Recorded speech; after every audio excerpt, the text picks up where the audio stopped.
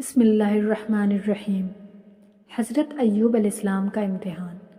حضرت ایوب علیہ السلام حضرت اسحاق علیہ السلام کے اولاد میں سے ہیں اور ان کی والدہ حضرت لوط علیہ السلام کے خاندان سے ہیں۔ اللہ تعالیٰ نے آپ کو ہر طرح کی نعمتوں سے نوازا تھا، حسن صورت، مال و اولاد کی کثرت بھی، بے شمار مویشی اور کھیت اور باغ وغیرہ کے آپ مالک تھے۔ جب اللہ تعالیٰ نے آپ کو آزمائش و امتحان میں ڈالا تو آپ کا مکان گر پڑا اور آپ کے تمام فرزندان اس کے نیچے دب کر مر گئے، اور تمام جانور جس میں سینکڑوں اونٹ، ہزارہاں بکریاں تھیں، سب مر گئے۔ تمام کھیتیاں، باغات بھی برباد ہو گئے، غرض آپ کے پاس کچھ بھی باقی نہ رہا۔ آپ کو جب ان چیزوں کے ہلاک و برباد ہونے کی خبر دی جاتی تھی تو آپ حمد الہی کرتے اور شکر بجا لاتے تھے اور فرماتے تھے کہ میرا کیا تھا اور کیا ہے، جس کا تھا اس نے لے لیا، جب تک اس نے مجھے دے رکھا تھا میرے پاس تھا، جب اس نے چاہا لے لیا، میں ہر حال میں اس کی رضا پر راضی ہوں۔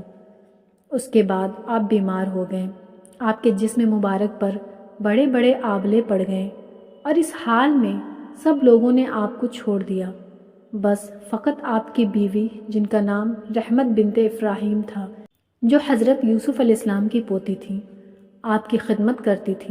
سالہ سال تک آپ کا یہی حال رہا۔ آپ آبلوں اور پھوڑوں کے زخموں سے بڑی تکلیفوں میں رہے اور آپ برابر صابر اور شاکر رہے۔ پھر آپ نے بحکم الہی اپنے رب سے یوں دعا مانگی، ترجمہ کنز الایمان، مجھے تکلیف پہنچی اور تو سب مہر والوں سے بڑھ کر مہر والا ہے۔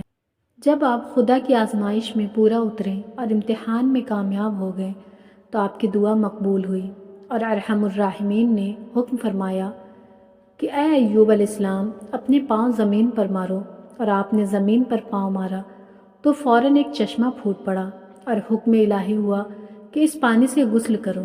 چنانچہ آپ نے غسل کیا تو آپ کے بدن کی تمام بیماریاں دور ہو گئیں۔ پھر آپ 40 قدم دور چلے تو دوبارہ زمین پر قدم مارنے کا حکم ہوا۔ آپ کے قدم مارتے ہی ایک دوسرا چشمہ نمودار ہو گیا، جس کا پانی بے حد ٹھنڈا، بہت شیریں اور نہایت لذیذ تھا۔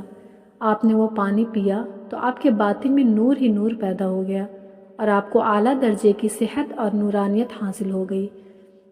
اللہ تعالیٰ نے آپ کی تمام اولاد کو دوبارہ زندہ فرما دیا، اور آپ کی بیوی کو دوبارہ جوانی بخشی اور ان کے کثیر اولاد ہوئی۔ پھر آپ کا تمام ہلاک شدہ مال اور مویشی و اسباب و سامان بھی آپ کو مل گیا، بلکہ پہلے جس قدر مال و دولت کا خزانہ تھا اس سے کہیں زیادہ مل گیا۔ اس بیماری کی حالت میں ایک دن آپ نے اپنی بیوی صاحبہ کو پکارا تو وہ بہت دیر کر کے حاضر ہوئیں۔ اس پر غصے میں آ کر آپ نے ان کو 100 درے مارنے کی قسم کھا لی تھی۔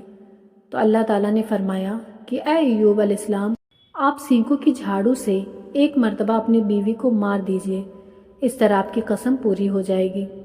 حضرت ایوب علیہ السلام اس امتحان میں پورے کامیاب ہوئے، اور اللہ تعالیٰ نے اپنی نوازشوں اور عنایتوں سے ہر طرح سرفراز فرما دیا۔ محترم ناظرین، حضرت ایوب علیہ السلام کے اس واقعہ امتحان سے یہ ہدایت ملتی ہے کہ اللہ تعالیٰ کے نیک بندوں کا بھی خدا کی طرف سے امتحان ہوا کرتا ہے، اور جب وہ امتحان میں کامیاب اور آزمائش میں پورے اترتے ہیں تو اللہ تعالیٰ ان کے مراتب و درجات میں اتنی اعلیٰ سربلندی عطا فرما دیتا ہے کہ کوئی انسان اس کو سوچ بھی نہیں سکتا۔